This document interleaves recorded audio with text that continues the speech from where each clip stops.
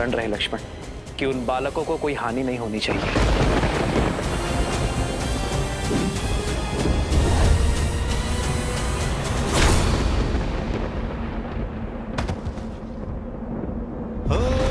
रघुकुल रीत सदा चलिया,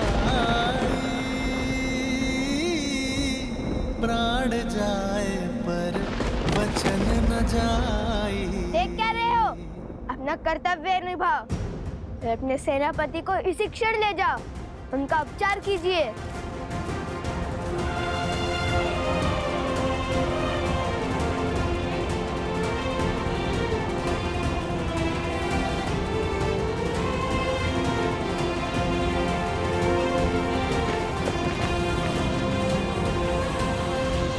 हे ईश्वर, क्षमा करें हमें। हमने प्रभु श्री राम के अनुज को अछेत किया है, किंतु माता सीता और प्रभु श्री राम के साथ के लिए हमें ये करना ही पड़ा।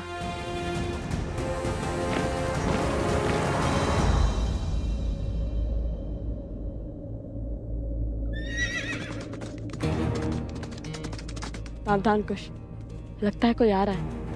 चलो शीघ्र यहाँ से कहीं दूर चलते हैं, ताकि किसी को भी हनुमान जी और अश्व के यहाँ होने का संदेह ना हो।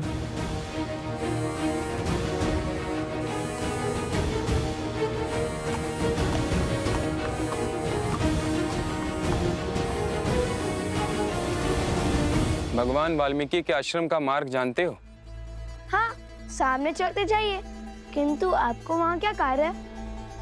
हम दो ऋषि कुमार लव कुश के लिए महाराज धन्यमाली का संदेश लेकर आए हैं। फिर कहीं जाने की आवश्यकता नहीं है, हम ही लव कुश हैं। बताइए क्या संदेश है? ये लीजिए। धन्यवाद।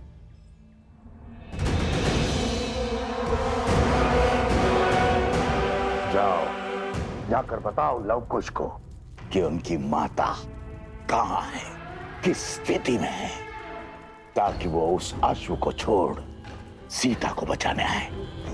और मैं अश्वमेध का अश्व पुनः चुराकर अपने प्रतिशोध का प्रथम पड़ाव पूर्ण करूं। किंतु महाराज, हाँ वो हनुमान हुआ तो? हनुमान?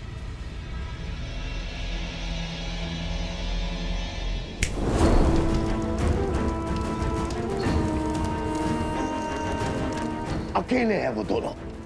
जाओ शीघ्रता करो, इससे पहले कि वो वानर लौट आए। जाओ।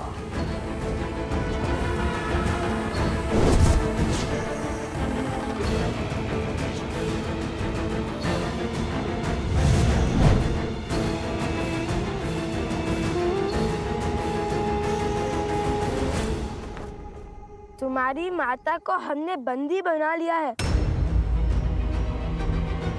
यदि उनके प्राण प्रिय है तो शीघ्र अति शीघ्र मेरे सम्मुख प्रस्तुत हो जाओ। माता, माता, माता, उस दुष्ट का इतना दुस्साहस, जो स्वयं अपराधी को दंड देने में सक्षम है, जो साक्षात न्याय और धर्म की मूरत है, उन शक्ति प्रतीक देवी को वो मूर्ख बांधने चला है। अरे माता का सत्य सुनकर उसके पग तले धरा खिसक जाएगी, प्राण सूख जाएंगे। ये क्या बोले जा रहे हैं हनुमान जी? आप हमारे माता के विषय में इतना सब कैसे जानते हैं? कैसे जानता हूँ? अरे क्या आश्चर्य है, जो तुम दोनों से मिलेगा वो तुम्हारी माता को जान ही जाएगा। इतने मेघावी पुत्रों को जन्म देने वाली माता साधारण थोड़ी ना हो सकती हैं। स्वयं तो क्या इस संसार की सुरक्षा का दायित्व उठा सकती हैं वो।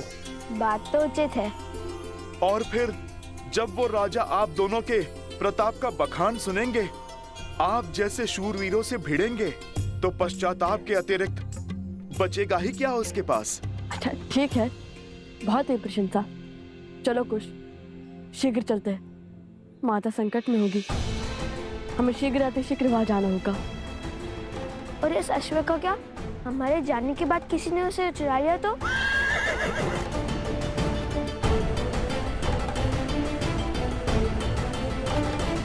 देवी, हम स्त्रियां हैं, पुरुषों से उलझना उचित नहीं है। आप हमारे साथ आइए, मंदिर के पिछले द्वार से निकल जाइए। आज आपकी चिंता ने मेरे चित्त को इस समाज के सत्य का दर्शन करवा दिए और राम राज्य में स्त्रियों की स्थिति का भी। पर ये वो राम राज्य नहीं जिसकी कल्पना श्री राम ने की थी, पर इसी राम राज्य की अगली पीढ़ी इस सत्य को बदलेगी। धन्यवाद जो आप सब यहाँ मेरी सहायता के लिए आए, किंतु निश्चिंत रहिए, मुझ पर आने वाली हर आंच को पहले मेरी ढाल, मेरे पुत्रों का सामना करना होगा। अब मुझे इस दुष्ट को धर्म और राम राज्य का पाठ पढ़ाने दीजिए। आप चिंता के बंधन में मत पड़िए। आप बस मुझे इस बंधन से मुक्त कीजिए और बस आज्ञा दीजिए। मैं यूं गया और उस दुष्ट को पाठ पढ़ाकर यूं आया। नहीं नहीं नहीं, कितने जत्नों से बांधा है हमने आपको। अरे ऐसे कैसे खोल दे? नहीं नहीं, आप पे नहीं जाएंगे। ठीक है, मैंने समर्पण किया है अपनी इच्छा से। आप अपने सेवक पर विश्वास रखकर निश्चिंत होकर जाइए माता की रक्षा के लिए। इस अश्व की रक्षा मैं करूंगा। ना किसी का कोई छल चलने दूंगा और ना ही बल। और यदि किसी ने प्रयास किया भी तो आपके आने तक उसे यहीं पर बिठा लूंगा। धन्यवाद हनुमान जी। श्री गुरु चरण सरोज रज। विजयी भवा। आप शीघ्र जाओ, मेरी माता की और अपनी माता की रक्षा करो।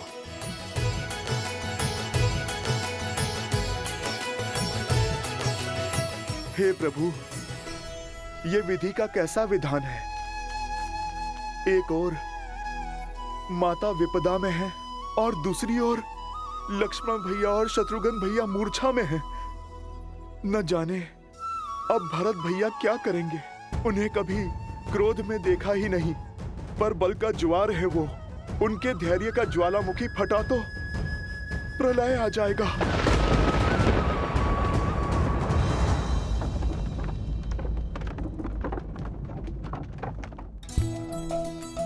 अरे पकड़ो।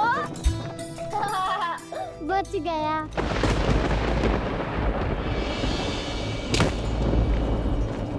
ये कैसी ध्वनि है?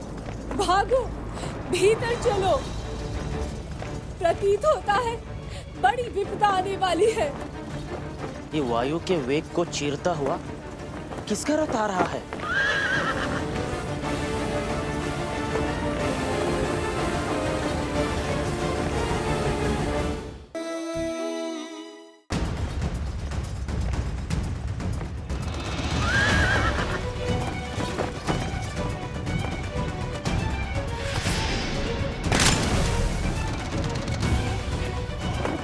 मुख पर चिंता। बात क्या है? राजकुमार तो अश्व को लेने गए थे ना? अवश्य ही कुछ अशुभ घटा होगा, अन्यथा सदा धीरज रखने वाले राजकुमार भरत इतने व्याकुल नहीं होते।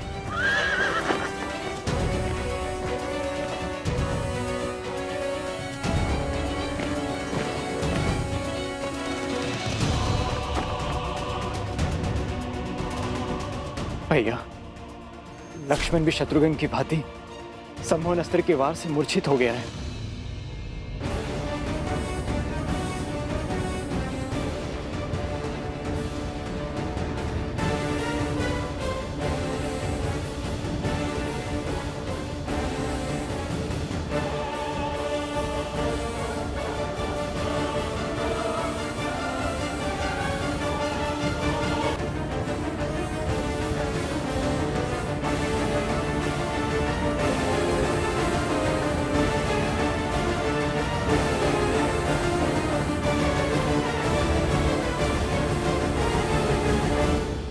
ये भी सम्मोहन अस्त्र के पास से ही बंधे हैं।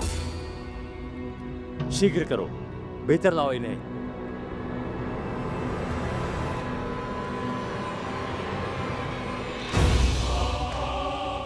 लक्ष्मण, उन बालकों के दुस्साहस ने उसे बलि चढ़ा दिया है।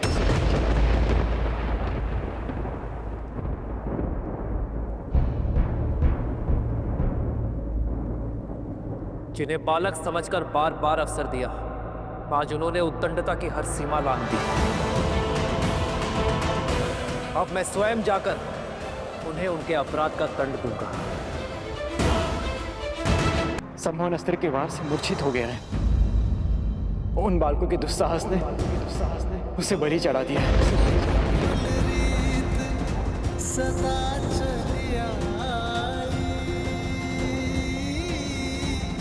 प्राण जाए पर वचन न जाए।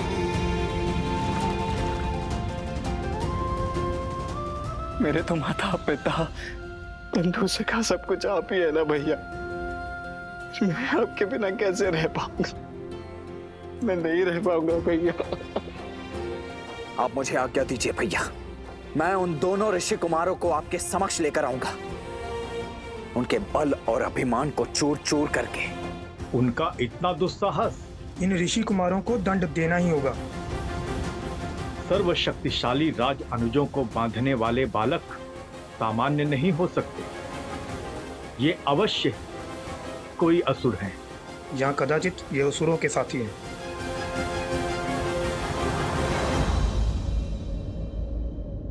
जिन्हें बालक समझकर बार बार अवसर दिया, आज उन्होंने उद्दंडता की हर सीमा लांघ दी।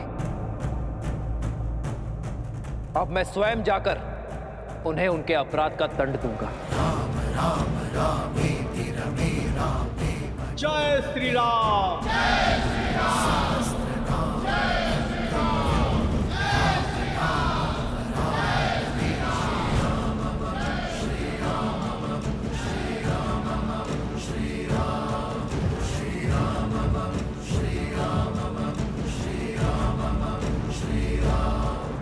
महाराज,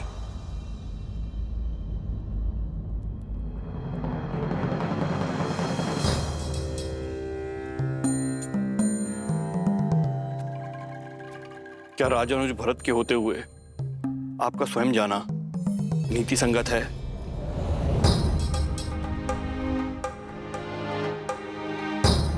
मेरी दृष्टि में जितना सम्मान आपके लिए है आचार्य, उतना ही सम्मान आपके शब्दों का भी है। किंतु बात अब किसी भी नीति के बंधन से बहुत आगे जा चुकी है।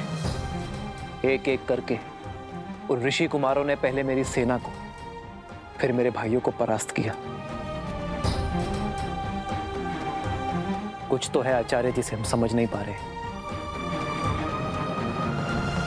कुछ तो है जिसका ज्ञान होना अति आवश्यक है। मैंने धैर्य थामकर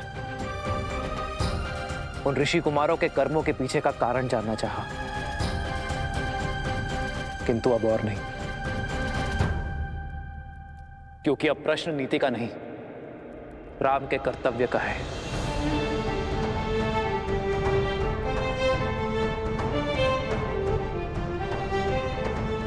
आज जब मेरे भाई मूर्छित पड़े हैं, तो आप चाहते हैं कि मैं हाथ पे हाथ धरे बैठा रहूं,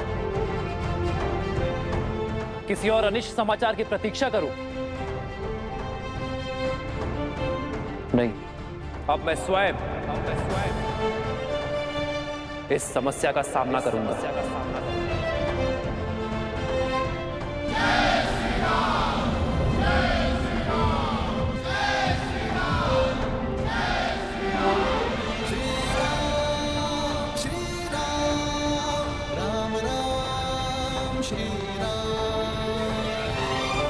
भैया ने जब गुरुवर की बात नहीं मानी तो मैं कैसे? जिस क्षण की प्रतीक्षा थी वो आ गया है। लवकुश अश्व को अकेला छोड़ अपनी माता को बचाने निकल पड़े, किंतु दुर्भाग्य तो देखो, जब तक दोनों वहां पहुंचेंगे तब तक माता जी स्वर्गवासिनी हो चुकी होंगी। और जब तक लौटकर अश्व की सुध लेने आएंगे तो वो भी नहीं बचेगा।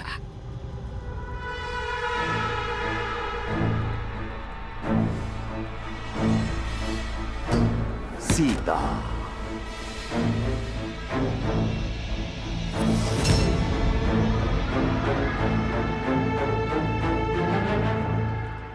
बानासुर,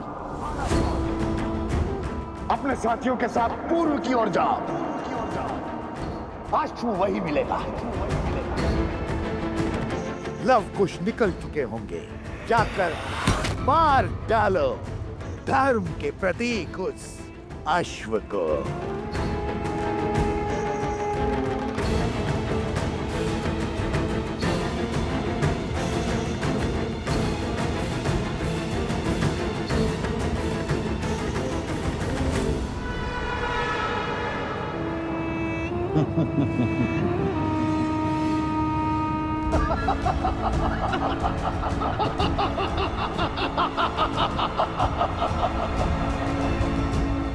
यहाँ तो कोई नहीं बचा तुम्हारी सहायता को। यहाँ कोई नहीं बचा तुम्हारी सहायता को। चलो अपने घर और अपने परिवार का पता बता दो। तुम्हारा सिर काट कर वही भिजवा दूंगा। तुम्हारा सिर काट कर वही भिजवा दूंगा।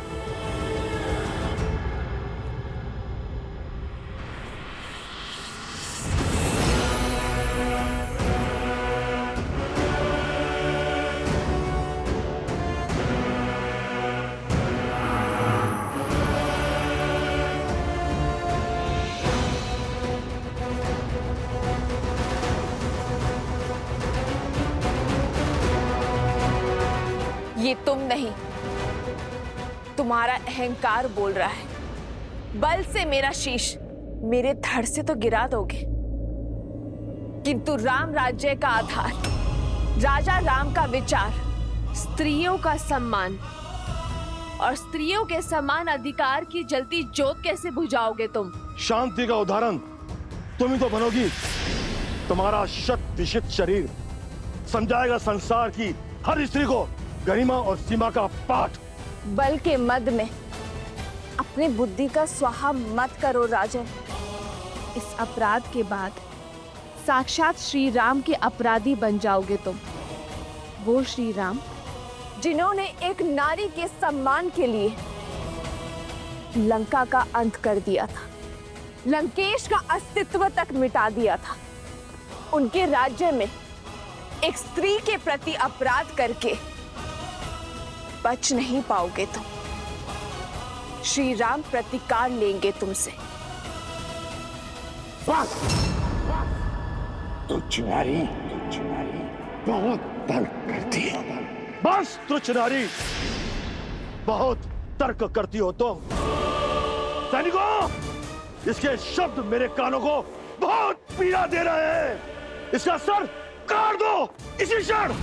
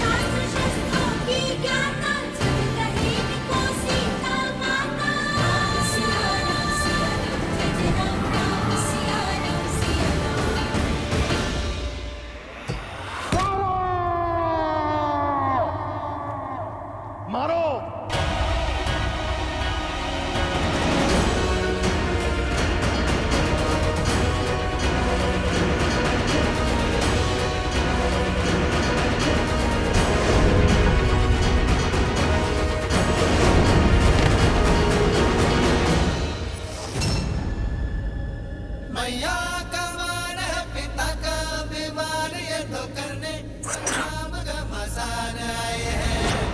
सावधान! पुत्र अपनी माता के जीवन के उपवन के पुष्प होते हैं, किंतु वही पुत्र अपने माता के शत्रुओं के लिए विषैले कांटे भी होते हैं। जिसने भी हमारी माता को क्षति पहुंचाने का दुस्साहस किया, वो हमारे दंड का भागीदार बनेगा। अब तुम्हारे पाप का प्रायश्चित अभी आरंभ होगा राजा धन्यमाली। हमारी माता को स्पर्श करने से पहले यम पाश तुम्हें स्पर्श करेगा। भैया का मान है, पिता का अभिमान, ये तो करने संग्राम का मसान आए हैं। माथे पे तेज ले, कांधे पे धनुष साजे भुजा, बलि है बलवान आए हैं। तुमने समय पर पहुंचकर अपनी माता के प्राण तो बचा लिए, किंतु वन में जिस अश्व को छोड़ आए हो उसे नहीं बचा पाओगे। मेरे दास यहाँ पहुंचते ही होंगे। मैं तुम्हें यहाँ उलझाऊंगा और वो राक्षस वहां उस अश्व का अंत करेंगे। राम राज्य का स्वप्न माटी में मिलाएंगे।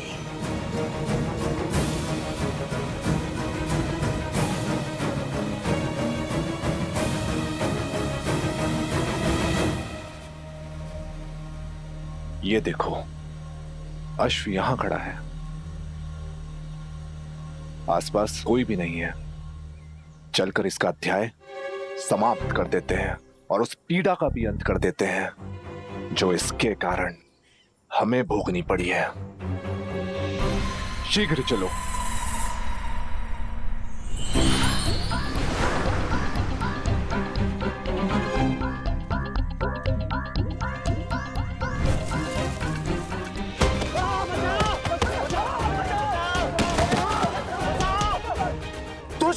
क्या कर रहे हो? अपने ही साथी को क्यों मार रहे हो? मैंने प्रहार नहीं किया, वृक्ष ने किया।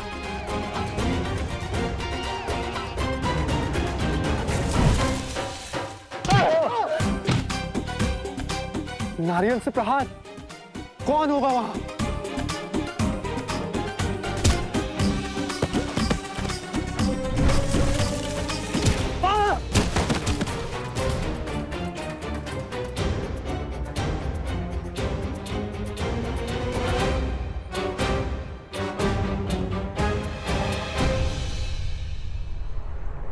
हनुमान!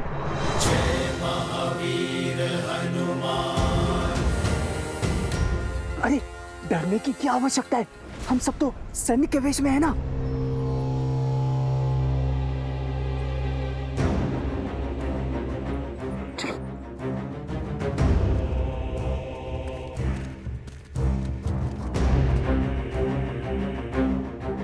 हनुमान जी, ये आपको किसने बांधा है? मेरी छोड़ो, अपनी बताओ, कैसे आना हुआ असुरों?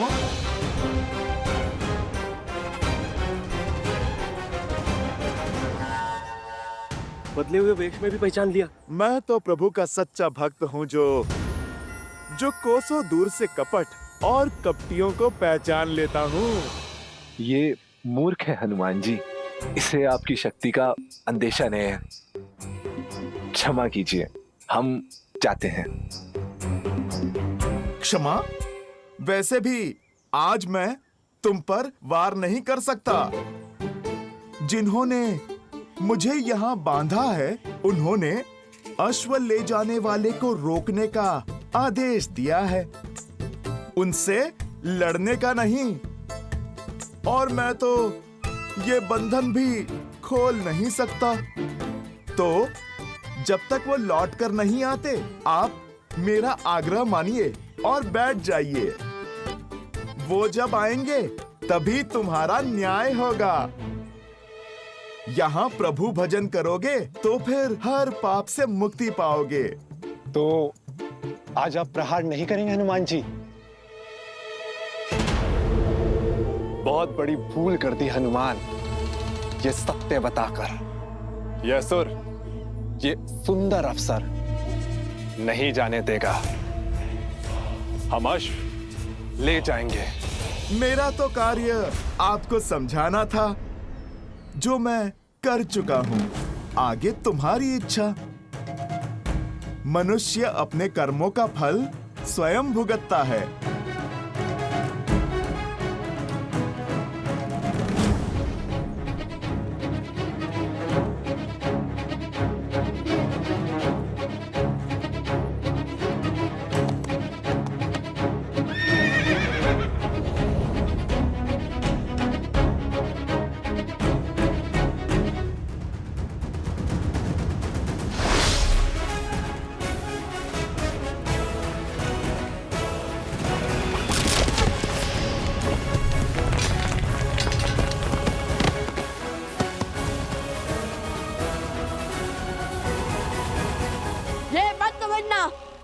कि लक्ष्य चुका है, केवल एक धर्म आड़े आया है, ऐसा धर्म जो अपने हर शत्रु को एक अंतिम अवसर देने की बात करता है। अब या तो हमारी माता से क्षमा मांगो या फिर अपने प्राणों की आहुति दो।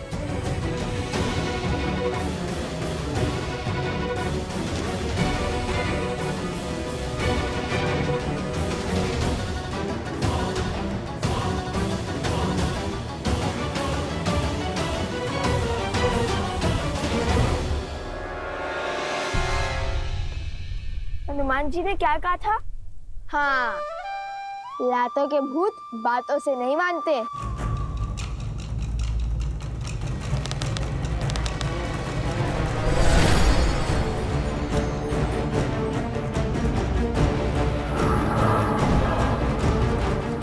माया, रुको पुत्रों, ये किसी की चाल है, कोई माया जाल है। इनके विवेक पर कोई असुरी माया छा गई है। देखो,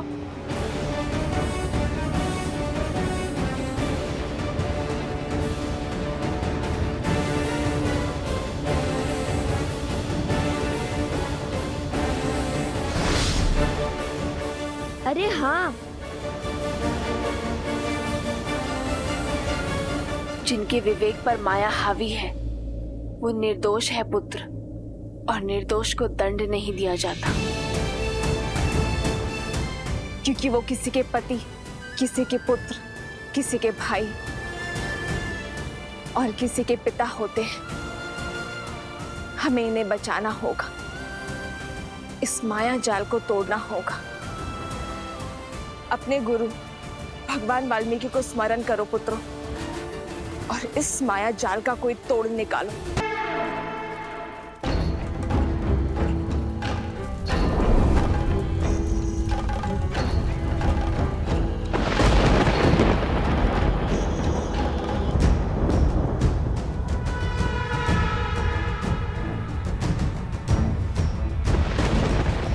मेरी माया को पहचान अवश्य लिया है, किंतु प्रतिकार नहीं कर पाओगे। इस माया का तोड़ खोजने से पहले होगा मेरा प्रहार। मेरा प्रहार अब और तीव्र होगा, और होगा तो केवल विनाश, और इस विनाश का आरंभ होगा सीता के अंत से।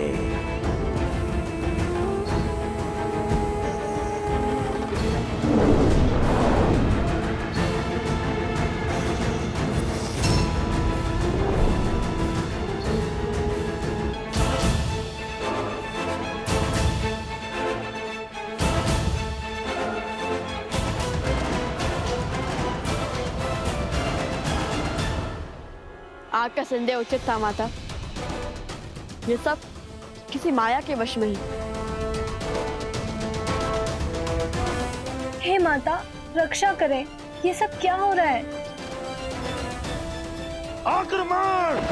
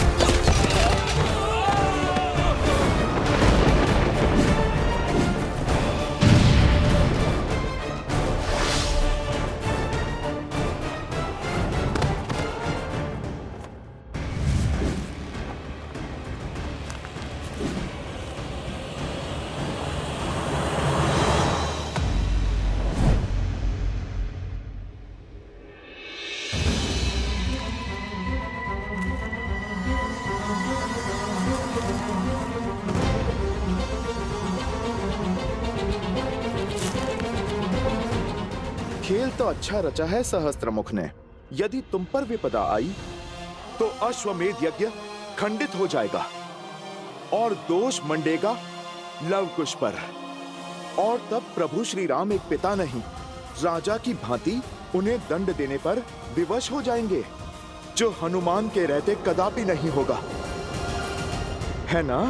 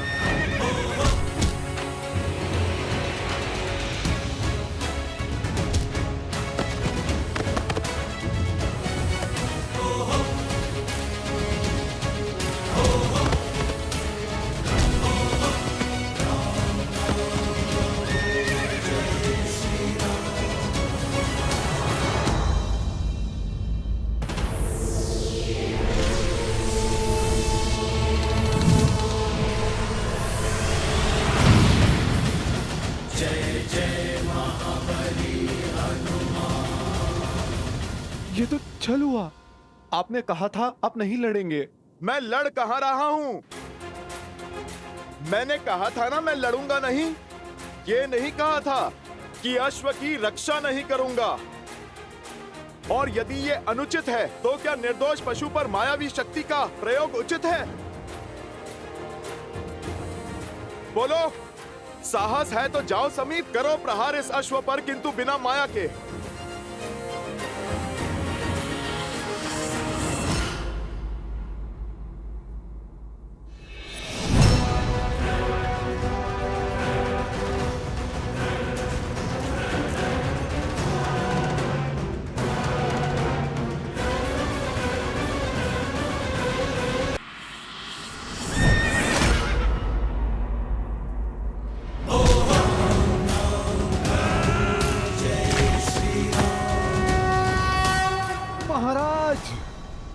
अति उत्तम, करो प्रहार, मार डालो इन्हें।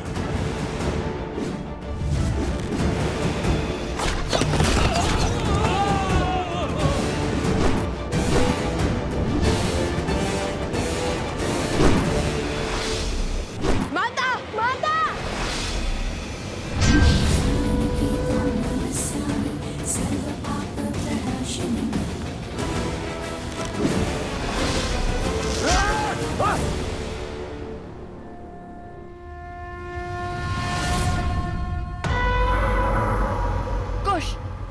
ये माया जाल ऐसे नहीं कटेगा। हमें कोई उचित अस्त्र चाहिए, अभी इसी क्षण।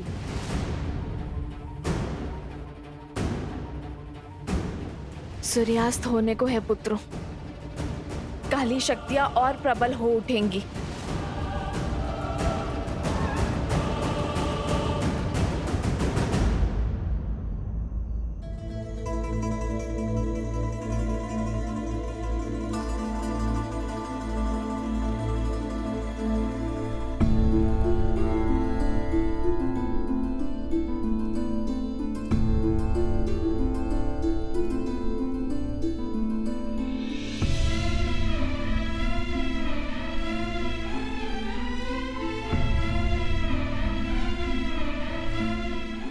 आर्य,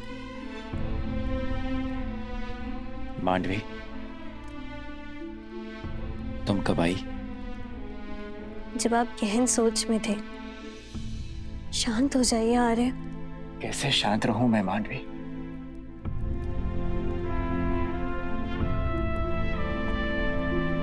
तुम्हें कैसे समझाऊं?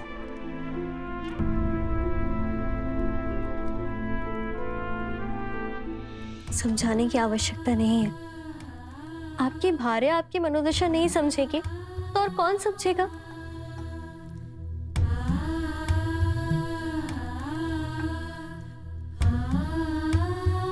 आपको इसी बात का दुख है ना कि छोटे भाई के होते हुए स्वयं राजा राम को युद्ध भूमि में उतरने की क्या आवश्यकता पड़ गई? यही ना कि आपके बड़े भाई को आपके कौशल पर विश्वास नहीं। हाँ मांडवी, मुझे इसी विचार से दुख है कि उन्हें विश्वास नहीं कि मैं इस समस्या का समाधान खोज पाऊंगा।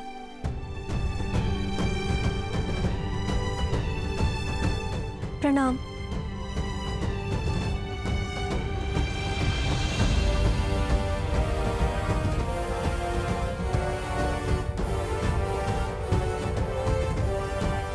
कहो मांडवी, क्या बात है? क्षमा महाराज, बात की गंभीरता का पूर्ण ज्ञान ना होने पर भी साहस कर आपसे विनती करने चली आई। मांडवी, मैं जानता हूं तुम यहाँ क्यों आई हो। आप ये भी जानते होंगे कि आपके अनुज आपके निर्णय को अविश्वास की तुला पे तौल रहे हैं। सोचते हैं कि उनमें इतना कौशल या सामर्थ्य नहीं है कि उन 2 ऋषि कुमारों से वो स्वयं लड़ सके, और यही बात उन्हें भीतर ही भीतर खाई जा रही है। इसलिए उन्हें बिना बताए मैं आपसे विनती करने चली आई। लक्ष्मण भैया और शत्रुघ्न भैया घायल हो चुके हैं और अब संकट मेरे पति के प्राणों को भी हो सकता है, किंतु फिर भी मैं आपसे निवेदन करती हूँ कि आप उन्हें उनका दायित्व निभाने का अवसर दें। और नीति भी तो यही कहती है ना कि उनके होते हुए आप युद्ध भूमि में पग नहीं धर सकते। आपने स्वयं उन्हें गांधार और कंबोज का सिंहासन सौंपा है। इस नाते इस समस्या का समाधान खोजना उनका धर्म भी है और उनका कर्म भी है। मांडवी, तुम दोनों ने भोजन किया?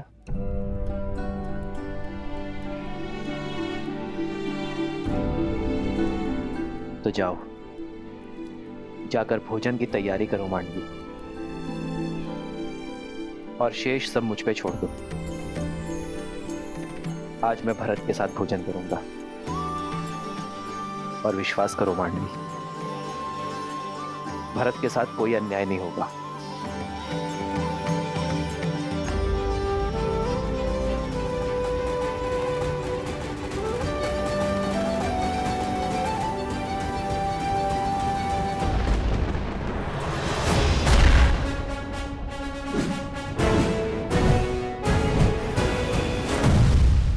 मूर्ख बाल को कितनी देर और रोक पाओगे इन्हें? सहायता का हाथ छटका कर मेरी सहायता कर रहे हो।